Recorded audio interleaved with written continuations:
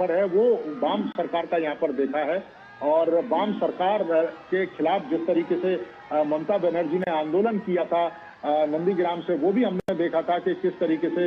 ममता बनर्जी वाम सरकार की राजनीतिक हिंसा के खिलाफ खड़ी हुई थी और उसके बाद जनता ने उनको स्वीकार किया था और जनता ने उनको पश्चिम बंगाल का एक तरीके से सिरमौर बनाया था। लेकिन जिस वाम सरकार के खिलाफ लड़कर ममता बनर्जी यहाँ तक पहुंची, जिस राजनीतिक हिंसा का विरोध करके ममता बनर्जी पहुंची, ममता बनर्जी भी अब उसी रास्ते पर चलने निकली और यही कारण है कि यहाँ की जो जनता है वो काफी परेशान है उन नीतियों से। राजनीतिक हिंसा का जो शिकार है वो हमने देखा है कि तमाम कार्यकर्ता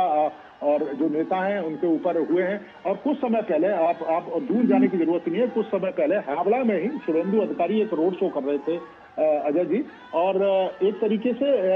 उनके ऊपर भी हमला करने की कोशिश की गई, उनके साथ भी बदतमीजी की जो कोशिश है वो टीएमसी के समर्थकों ने की। तो राजनीतिक हिंसा का एक लंबा इतिहास है, तो लोग चाहते हैं एक बेहतर विकल्प, लोग चाहते हैं ऐसी सरकार जो राज्य में शांति रहे, लोग चाहते हैं ऐसी सरकार के राज्य में महिलाएं सुरक्षित रहें, लोग चाहते हैं कि ऐसी सरकार के राज्य का विकास हो, लोग चाहते हैं कि ऐसी सरकार के जो उनके बच्चे हैं उनका बेहतर भविष्य मिल सके, लोग चाहते हैं कि यहाँ रोड कनेक्टिविटी, रेल कनेक्टिविटी और एयर कनेक्टिविटी की बेहतर सुविधा हो। एक जमाना था जब पश्चिम बंगाल पूरे देश को दिशा देता था और पश्चिम बंगाल में जो बात कही जाती थी अगले दिन देश में वो बात होती थी। लेकिन आज आप हालत देखिए पश्चिम बंगाल के, आप दूसरे राज्यों को देखिए कि किस तेजी के साथ तरक्की कर रहे हैं, दूसरे राज्य किस तेजी के साथ युवाओं की इच्छाओं को पूरा कर रहे हैं और पश्चिम बंगाल में वही युवा आंदोलन कर रहे हैं। तो ये एक बड़ा बदलाव है और मुझको लगता है कि उसी के तौर पर ये बड़ी संख्या में जो लोग आपको दिखाई दे रहे हैं, एक आस के तौर पर, प्रधानमंत्री की गारंटी के तौर पर, मोदी की गारंटी को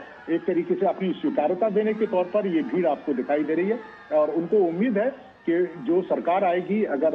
बीजेपी की सरकार आती है, जो घोषणा पत्रों में जो जिक्र किया है उसके आधार पर वो तमाम योजनाएं बनाती है, तो निश्चित तौर पर उसका जो फायदा है वो लोगों को मिलेगा। जी तो सही कहा आपने। और गारंटी का जिक्र किया आपने, महिलाओं की सुरक्षा की गारंटी, युवाओं को रोजगार की गारंटी,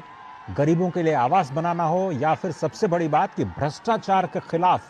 सख्त कार्रवाई की गारंटी,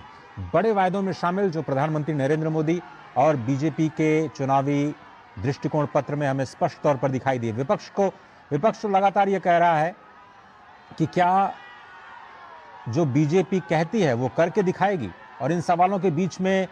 ये जबरदस्त भीड़ क्या कह रही है। आपने इस बात का भी जिक्र किया नीरज की 2019 में जब चुनाव हुए केवल 18 सीटें, करीब 40% वोट शेयर हुआ 2021 में, तो 10% का जो वोट शेयर 2016 में था वो करीब 4 गुना बढ़ गया 2021 में, और उसके बाद ये मेगा रोड शो, ये आंकड़े कितना ऊपर तक जा सकते हैं?